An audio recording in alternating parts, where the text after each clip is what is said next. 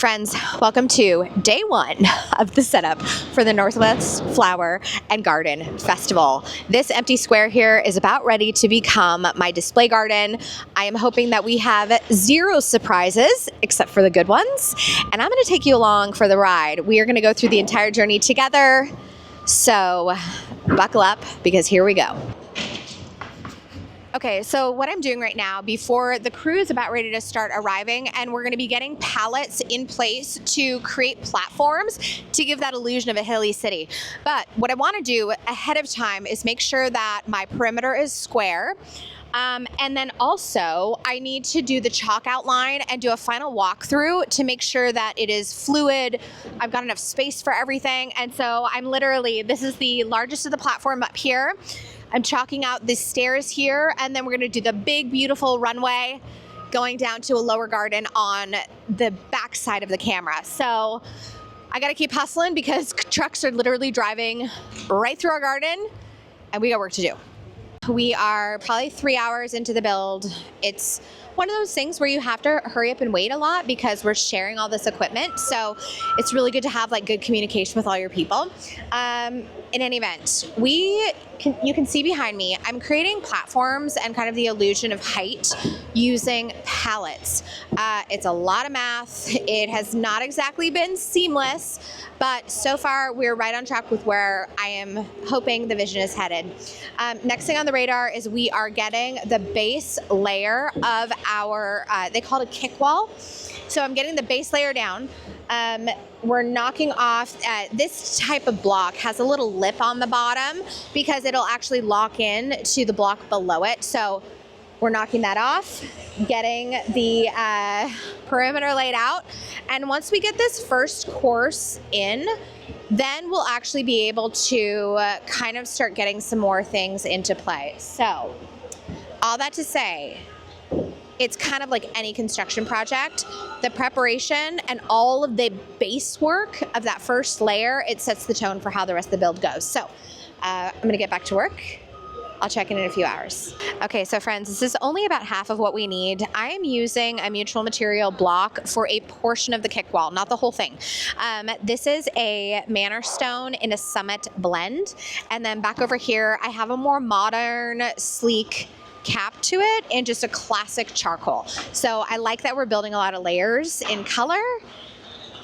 And y'all, okay, here we are, back to work. End of day two. Did we? Day one. End of day one felt like day two. As you can tell, we are almost alone. We are almost alone in the convention center. Behind me is Miss Claire Hannah of Relish Gardens. I will leave her Instagram below, and they're actually doing something really cool right now. She's just pumping out tons of like amazing stuff on like pruning and winter care, and she's just like a super horticulturalist, and I love her endlessly, and a creative genius. Claire, wave to the people. And it's just, anyways, we're just here burning the midnight oil, but we wanted to get the patio done. It's 10 p.m. I killed a chicken. Okay, you guys, I've super glued this coat. I'm about ready to tape this coat. I should actually probably buy a new coat. But for now, I'm just losing feathers at a rapid clip. Okay, I think I should take everyone around. And you guys, these gardens are so spectacular this year. It is freaking me out. I am just banana pants. So I'm going to give you a little quick tour. You're going to see what everyone got done. As per usual, Adam Gorski is pretty much almost done. This man is a pro, and he's been at the show for like 20 years. I don't know. Maybe that's an exaggeration, but he is an OG. He is a veteran, and he doesn't mess around, and neither does his crew. All right. Let's jump you in because there's some fun stuff going down this year. I didn't realize they're actually shutting down the convention center, so we are last ones out. But I want to spin you around because I didn't realize this. I created the perfect vantage point for the entire show. Here we go. Oh my gosh, we've got Homegrown Organics, John. I've got my buddies GMC over there. Okay, holy cow, Lacewing. This is their first year at the show. I'm so excited for them. Behind me, hello, this is the Versailles greenhouse by Lamb. And then over in the back, we have Chrissy with Kismet. This is APLD, the Association of Professional Landscape Designers. And then this is a newer guy. I just met him today and I'm blanking on his name. I'm going to put it down below. It's Kenji Landscaping. And look at that cute truck. And then of course we've got Relish over here. And then in the back, I've got the fellas from Nature Perfect. Tony is in our OG spot. And then back here, we've got Jen Zabo. And then look at this garden, almost fully complete, Adam Gorski. Oh, and way in the back, do you see the house? That is Fancy Franz and Susan Brown Design. Hello, friends. Day 2. It has been an insane day today. I have made 0 stops to record because if we did not haul tail today, you would be looking at a girl with an unfinished garden. But we've honestly been so successful. Major accomplishments today are the Corten planter has been placed. I have brought in boulders all the way around it. We've got some gorgeous steps here. And we've started bringing in the layers. So I plant my display garden similar to how I plant a regular garden. So we have our main tree in, we have our main shrubs in, and to my right is the start of my urban orchard. It is a espalier orchard. I can't wait to show it off. But before I get too far into it, and before I reveal too much, I'm going to spin you around and I just want to show you a few sneak peeks because there is some beautiful stuff going on.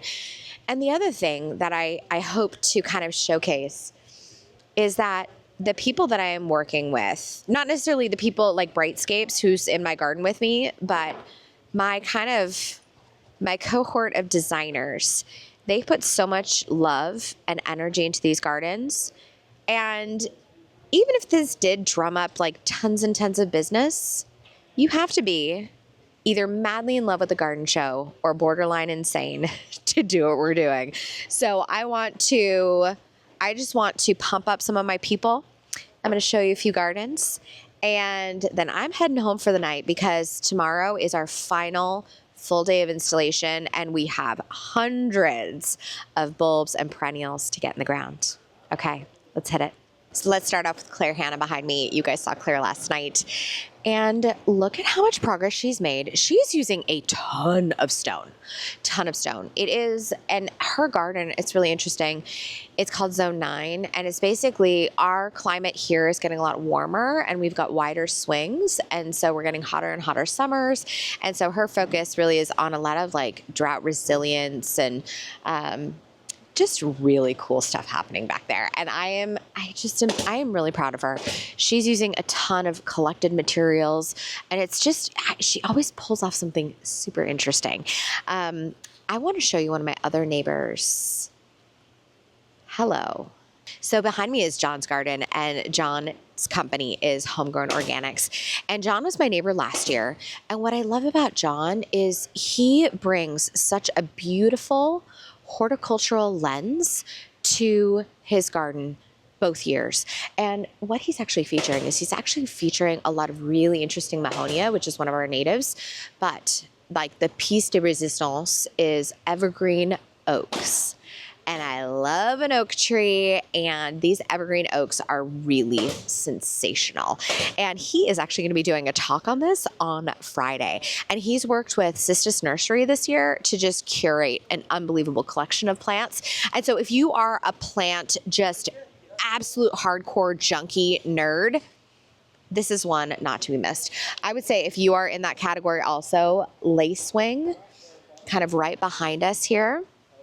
Lacewing, this is her first year in the show, and you can see her right over there in the gray overalls. And I really actually want to bring you around and spend some good quality time in that garden because she's bringing in some just beautiful things. She's actually bringing in a fan favorite, Loesia, which if you don't know this plant, it is a fabulous one. It is super hardy, grows in a ton of different conditions and blooms its little head off for months at a time. Okay, so behind me is the finished greenhouse. This is the finished lamb greenhouse from Relish Gardens, and it is so beautiful. You know, I think Jessie Bloom, who's doing that garden, I think she's actually done. If Jessie is not done, she is so darn close. It is not even funny. And it's actually been quite a long time since Jessie has done a garden here, and she's kind of an OG. She's been around a while. I mean, I saw her speak back in 2010. It was awesome. She did a whole talk on chickens. Anyways, Jessie and I, we are heading off on Friday doing container wars. So that's going to be really fun because we have such different styles, but a mutual love of all the same things.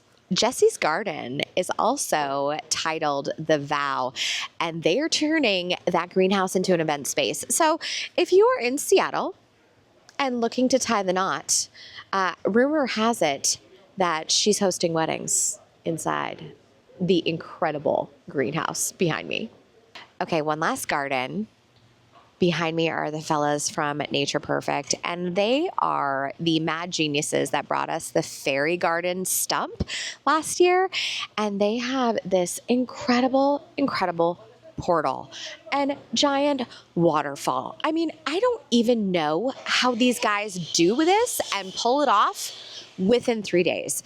But as per usual, it is sensational. And I'm blown away. One last giant update of the day is we got the golden weeping willow in. And this was a massive undertaking because this sucker, I mean, the root ball alone is 3 feet tall, probably 4 feet, maybe even 4.5 feet wide. And we're just letting her relax open. When this shipped to the convention center, it was tightly bundled up, as most trees are.